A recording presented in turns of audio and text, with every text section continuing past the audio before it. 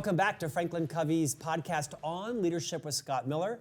That's me. I'm your host and interviewer each week, 6 years, nearly 400 episodes that release on Tuesdays and Fridays, both in audio and video, where each week, twice weekly, we shine Franklin Covey's bright spotlight onto thought leaders from around the world. We discuss topics of all different facets and genres designed to invest in you to become a better leader, whatever that means for you. Today, our guest is Karena Kilcoyne. She is a former criminal defense attorney and now the author of the phenomenal book, Rise Above the Story. Free yourself from past trauma and create the life you want. I found the book riveting because all of us have a story. We may or may not identify with having trauma in our life. There's different levels of trauma, different definitions, but we all have a story. And we all have a story that is holding us back from achieving the life that we want. And today, Karena is going to walk us through how to identify that and move a bit past it. Karena Kilcoyne, welcome to On Leadership. Thank you, Scott. So outstanding to be here. Thanks for having me. So I would be remiss if I did not address your background. For those who are not joining us on video today, you're listening to the podcast. Karena has the brightest collection of colors happening on the back porch of her home in Key West with this bright sun shining. And I'm here in Salt Lake where it's like sort of gloomy, miserable spring, dark, rainy day. Tell us how one finds themselves living at least part of the year in Key West, Florida. This sounds like the life you want to live and the life that a lot of us want to live as well. Mm-hmm. It sure is. So I'm bringing the sunshine to everybody out there today from Key West, Florida. So a few years ago, well, I should back up even before that. My husband and I have loved Key West for years and years and years, and we would visit often. And about 5 years ago, he and I did a sailboat race from St. Petersburg, Florida to Havana, Cuba, and we won. And when we came back, we had to stop in Key West to reprovision the boat and get some things fixed. And when we did, we started riding our bikes around, and there were some homes for sale. And I thought, you know what? Like, we've always said we love Key West and we come here almost every year, multiple times. What if we just did this thing and like we bought a house here? And it was so interesting because he was a little bit gun shy about it. But once we started looking around and feeling the lifestyle, the island lifestyle, walking, riding your bike, we don't drive a car here. We just both fell in love with the idea. So here we are. It's as simple as that. Actually, it's probably not. That's it. No, you worked very hard, as did your husband, for many years to make that happen. You are a former in-house counsel for a large publicly traded company. You were, for many years, a criminal defense attorney. Before we get into the content of your book, Rise Above the Story, would you kind of rewind a couple of decades? You went to Case Western Reserve. You earned a law degree. Talk a bit about your early career, your education, and then we'll talk about some of the content of the book, including your own upbringing and trauma. Yeah. So I did have a traumatic childhood, which we can talk about a little bit later, but that trauma did catapult me into education. I saw education as my way out of where I was. And so I put myself through college and then through law school. And like you said, I did go to Case Western Reserve Law School in Cleveland.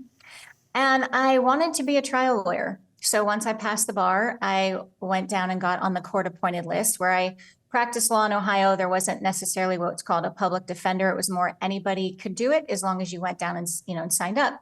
So I did that because I wanted so desperately to be a trial lawyer and help people. So I signed up, and early on in my career, I did, drug possession cases and traffic cases. And then the more experience I got, I would then do more experienced cases. And then I had these wonderful, brilliant mentors who did death penalty work and murder cases. And I got to work with them on a lot of cases. And that was really interesting, to say the least, and fulfilling.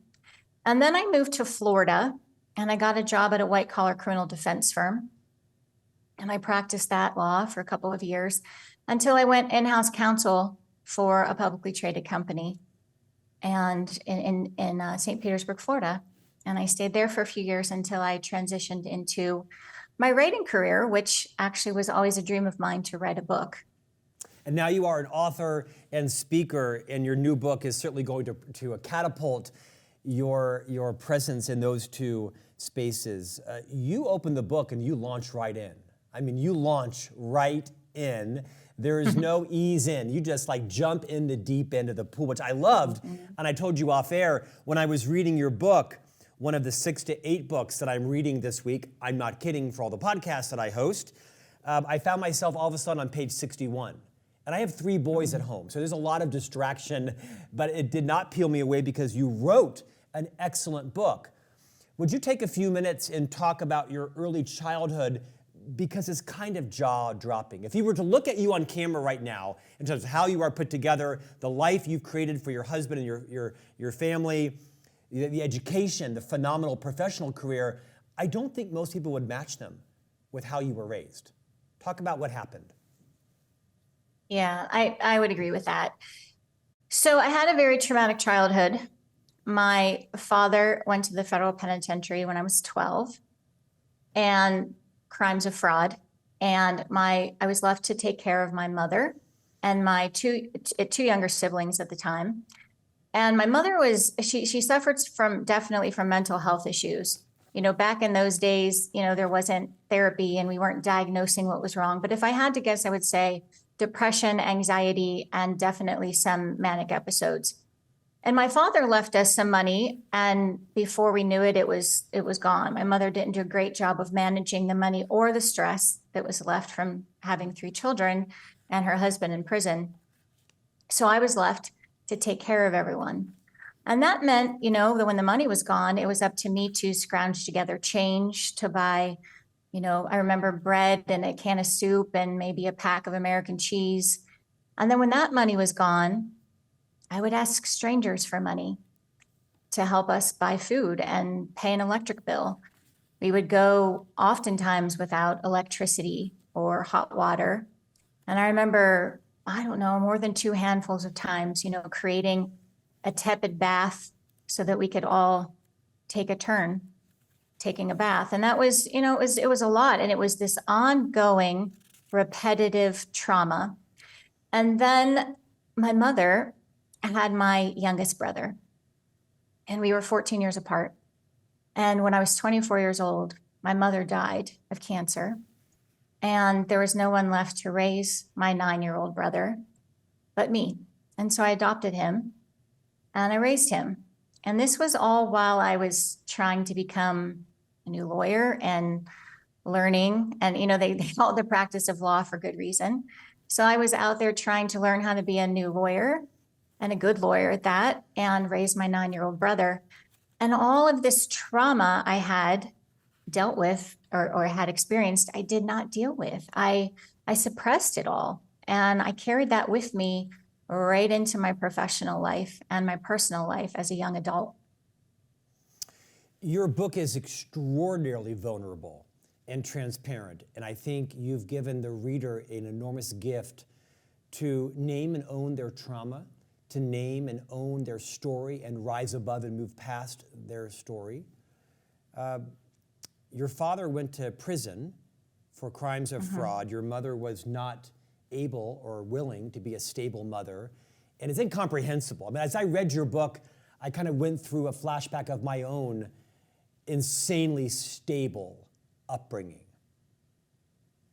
You wrote, but no matter who I married, kissed, or slept with, my story of abandonment kept me chained to a loveless existence. I didn't know how to love anyone, let alone myself, and without that innate love, my story of worthlessness bound me up so tightly. I didn't know the real me. I only knew the scared, shameful little me, the 12-year-old girl who was left in the dust, the one who constantly craved validation and acceptance, the one who was never enough. You go on to write about how pervasive trauma is in most childhood upbringings. In fact, statistically, over 2/3 of children report experiencing some traumatic experience by the time they are 16. And I'll tell you, Karena, one of the things that I have learned from hosting this podcast, 6 years, the largest leadership podcast globally, hundreds of interviews, is that I used to think trauma was reserved for children in Iraq and Afghanistan. That trauma was if you had been sexually assaulted or your parents were murdered in front of you. And the fact is, that is true. But there are lots of levels of trauma that may not have risen to my level of definition. You talk about the wide range of issues that are defined as traumatic, But the fact is, 2/3 of children report having a traumatic experience by the age of 16.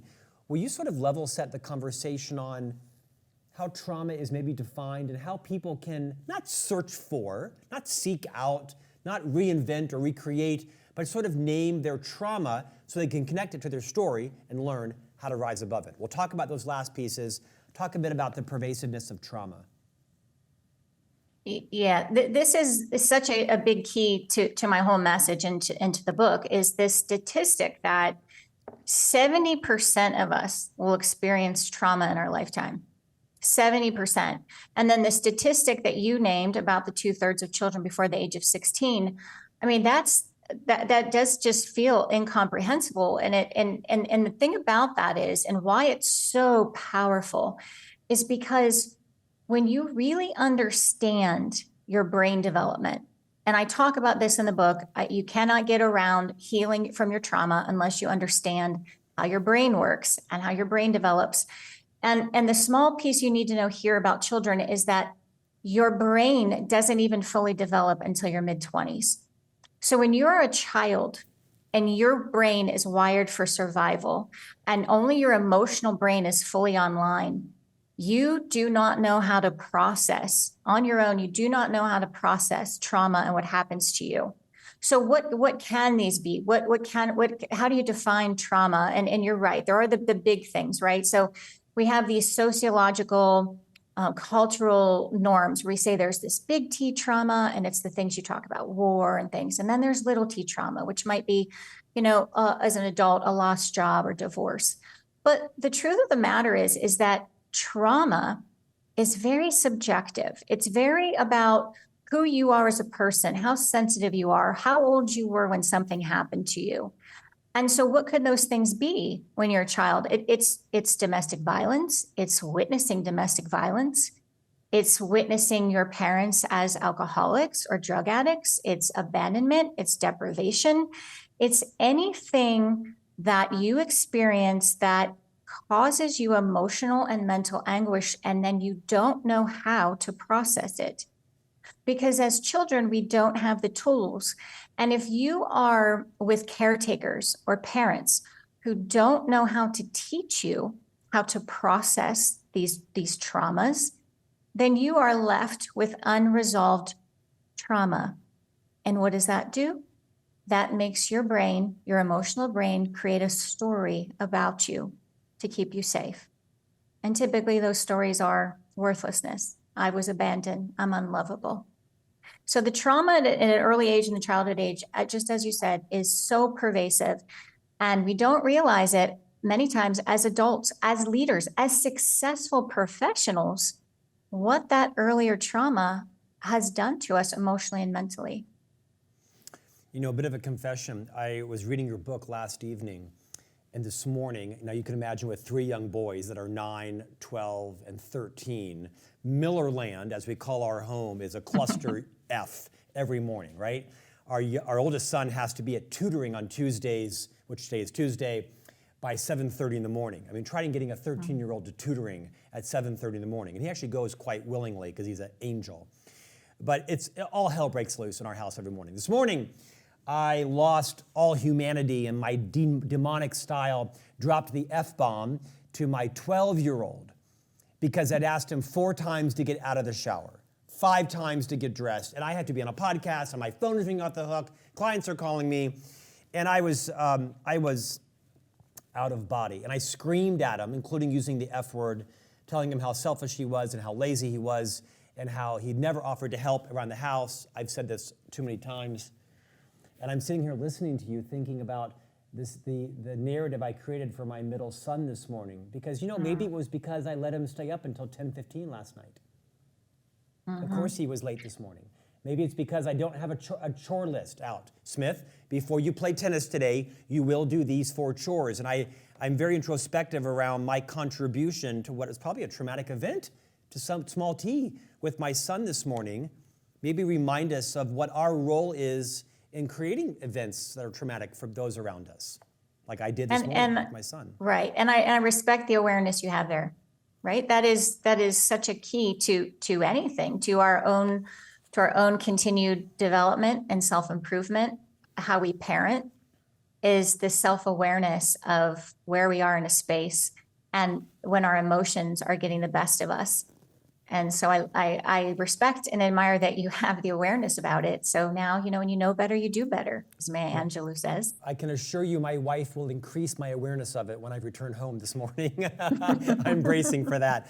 I want to talk about the process of rising above your story. Now, a lot of you single people out there, you're shaming me, but all the parents out there that have 3 boys in 5 years, you can appreciate what my morning was like. Talk about how we all have a story and how deeply inculcated it becomes in our journey, our self-confidence, our self-esteem, our self-worth. Talk about why you chose to write a book titled Rise Above Your Story.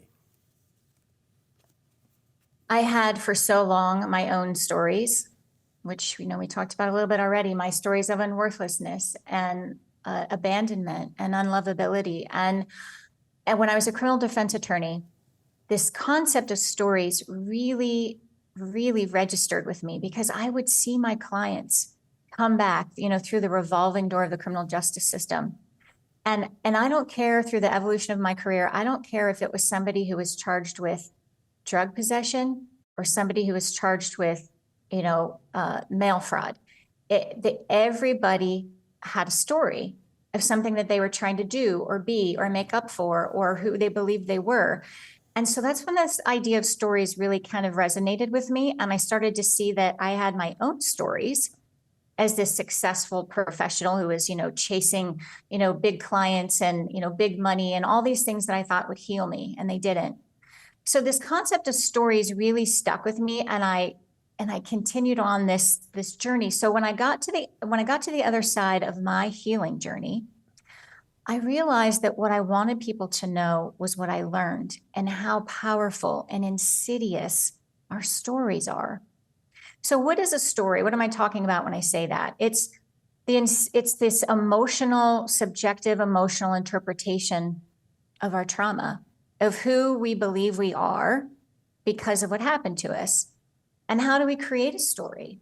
Our brain creates a story. Our emotional brain creates a story to keep us safe.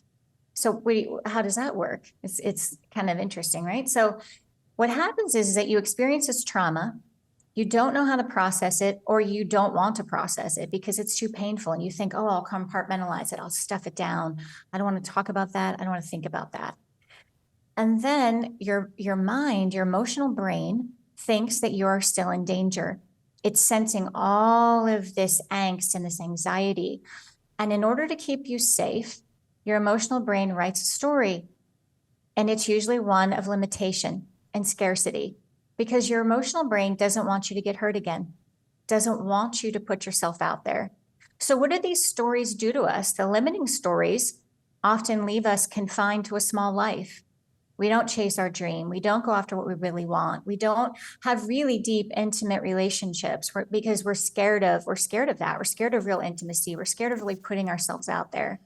And a lot of times it's so subconscious that we don't even realize we're doing it.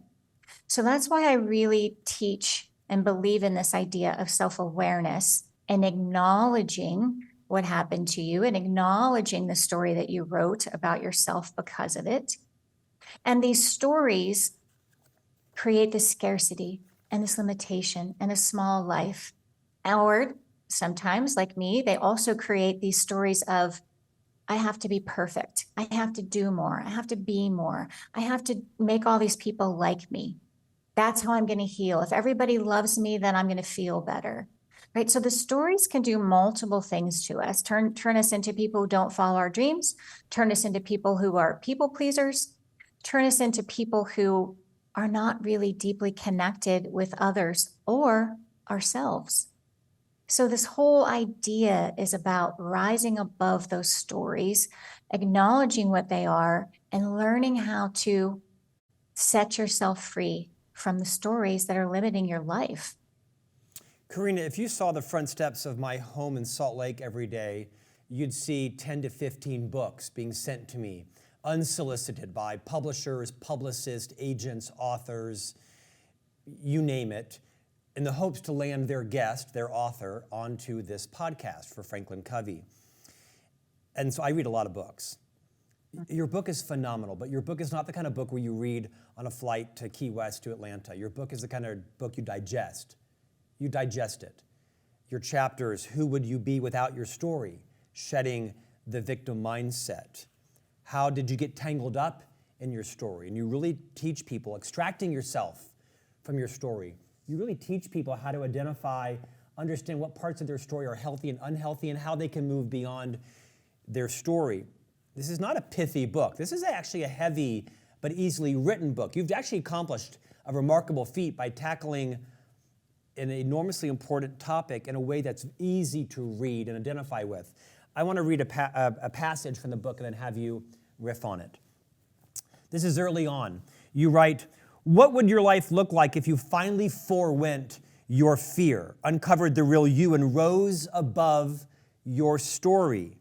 I'll tell you that for me it meant emotional freedom. Once I let go of the narratives that were holding me back, I was no longer chained to memories that drowned me in falsehood. I developed a keen awareness of my negative default settings and learned to reset them to full throttle joy. Everyone experiences trauma and limiting stories at some point, but it's our soul's purpose to find emotional freedom and live a big, limitless life. It is for us to rise above our story." Give us a 5-minute masterclass on how do people start, A, by reading your book, but how do people start to realize what part of my story is chaining me? You write, "I was no longer chained to memories that drowned me in falsehood." Perhaps the most powerful line in the book. Walk us through how do we decide what our story is, which story is false, which story is true, but no longer should be true in our future. Take that wherever you'd like to go. So I want to acknowledge what you were saying because about the book itself, because this is key to me answering your question. This book is meant to be a guidebook because the idea of healing is overwhelming. I was completely overwhelmed, and I am a smart, educated person. And when it came to dialing into my emotional and a mental landscape, I didn't know where to start or what to do. So in my true perfectionism, overdoing personality, I tried everything I possibly could to help me uncover my story and figure out how to untangle myself from it and rise above it. And what I try to do here in this book is take really complicated things and make them very simple, because until people feel like they can grasp something, they can step into an idea, and here's a roadmap, that is what we need if we're going to heal. So how do we do this with the story? How do we do it? Basically, the first step is self-awareness. You have to get really honest with yourself about what story you're telling yourself. That is the key. There are people out there who don't really understand that they have a story they're telling themselves. They don't. So understanding that there is a story, thinking back about what happened to you and how that led to that story. So for instance, using myself as an example, my father going to prison. I carried around this story of abandonment for decades. And what did that do to me? Personally, it led me to marry the wrong person. I married somebody without a deep love for them. I married somebody because I was afraid of being alone. I was afraid that if I didn't do this, I would never be able to find somebody who would love me. So there are so many ways that these stories play out in our lives. So when you can figure out what your story is, and let me also interject here that there are people who do indeed understand and know that they're telling themselves a story. They do. And they promise themselves that they will change. And they promise themselves that in a week or a month that they'll really get on the bandwagon and they'll stop doing that and they'll pursue that dream, or they'll start opening up more to people, and they don't. And before you know it, years have gone by, a decade has gone by, and that was me. I lived caught up in my story for a very long time. So once you understand and acknowledge you have a story, Then it's understanding how you got so tangled up in it. That could be multiple things. For me, it sure was. It was the multi-generational transfer of trauma. It was the generations before me with their own stories of abandonment that they didn't rise above, that they didn't heal from, and that subconsciously found its way into my life. It was the repetitive trauma I experienced as a child. There were so many different facets for me that caught me tangled up in it. And then there's this idea of the story takes over your life. And that's a moment in time when no matter what harm that story is causing you, addiction to drugs, alcohol, shopping, sex, addiction to pain and chaos, addiction to drama, whatever it is, the story takes over your life when you are no longer willing to do anything but live the storyline. And that's a scary place to be. It's a really scary place to be. And that is accepting, when you're in that phase, you're accepting like, there's no other way for me to go but out of this. And that's what happened to me. And that's really when I started on my healing journey. And then the final step is rising above the story. And I put all these steps together when I realized what I had to do to heal myself. So when I got to the other side of healing, I thought, what really worked? What were the big things that shifted me? And they were this acknowledging the story, untangling the story, releasing myself from it, and this rising above. And the rising above was this, the hardest work I did, which was finding self-love. When you are somebody that is raised in trauma, or you have caretakers or parents that do not teach you or show you or nurture your self-esteem, your self-confidence, your empathy for yourself, your love for yourself, it feels impossible. And your inner dialogue is constantly something about how you're not good enough, how you're too this and you're not enough that, and you didn't get this and you never got that. And the inner dialogue of these stories just is incessant, and it feels impossible to find love, but you can. And you need to learn how to change the narrative and change the dialogue in your head. And that's a lot of what I talk about in the book is my journey into self-love, because that's really, really the most important key to rising above your story. Karena, you have yet to be fully discovered, because when you do, you're going to find millions of people that buy your book and refer it, and your speaking career is going to explode. So your husband better pack his bags. I rarely do this, Thank you. I want to just highlight some of the titles of the chapters in your book.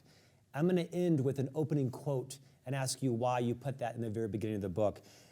So all those that are just watching or listening right now, I want you just to check in as I'm just going to read some of the chapter titles to tell you, to lure you into the need to read this book. Your brain is a master storyteller, acknowledging your story, how your story shapes your reality and limits your life. These are the titles of each of these chapters. Who would you be without your story? Shedding the victim mindset. How did you get tangled up in your story? When your story takes over your life. Extracting your true self and releasing this story. How your story can serve you. Finding the silver lining. How to keep rising. The book is extraordinary. But perhaps most interesting, beyond what you wrote, you opened with a very simple line in the beginning of the book. And you actually credit it to who wrote this. And it said this. Everybody listen carefully. My barn having burned down, I can now see the moon. I'm going to read it again. My barn having burned down, I can now see the moon. Why did you pick that as the opening quote of your book, and what should people take from that? I found it riveting. Oh, I got a tear in my eye just listening to you read that. That is such a powerful quote for me. And that is, I'm sure I might mispronounce this, Mizuta Masahide. Nicely done. And yes, thank you. And so that quote summarizes the entire book. And when you understand and feel the power of that quote, you know that you have risen above your story. Because what it means to me is that you can find gratitude and grace and beauty in the most horrific experiences. And when you can do that, you have shifted yourself into another realm of existing. And I include it because I want people to feel the power. I include it in the beginning because I want people to know that there is power there for them. They can step into that power and they can view their life from that perspective. Anybody can. You just need to know how to get there. And that's what I want to do with this message and this book. No pun intended, but you, my friend, are on the rise. My crystal ball is very clear that your book and your story is going to sweep this nation and world by storm in the coming months and years. Karena Kilcoyne, your book is Rise Above the Story, Free Yourself from Past Trauma, and Create the Life You Want. One final question. Your book is super colorful, as if there was like 8 paint cans thrown against a huge canvas. You're always dressed in bright colors. If you look at you on screen right now, I've been on several Zoom calls with you, prepping for today's interview. You surround yourself very intentionally with, I'm guessing, positive energy and positive colors. My thought is that's no accident. Talk about why that plays an intentional role in your life. I love that you asked me that. Thank you. I like to say I never met a color I didn't like. And for me, yes, it is very intentional. And I learned over the years that happy colors really did infuse me with a positive energy. And I do it everywhere. Everywhere I look, what I can, I surround myself in color, colorful books, colorful art. I look clothes. I love it. And the book actually also has very special meaning. It was inspired by the Holi festival, which is a Hindu festival celebrated all over, but mostly you see pictures of it in India. And it's the celebration of spring. And it's when they use the colored powdered dyes and they throw them all over each other and all over themselves.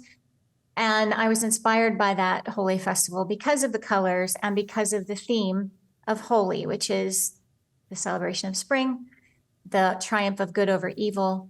It is about playing with abandon and finding self-love, which are all things that I fully, wholeheartedly believe in. Karena, thanks for joining us today. Class act. Thank you so much, Scott. I appreciate it. And we'll see you back here next week for a new conversation on leadership.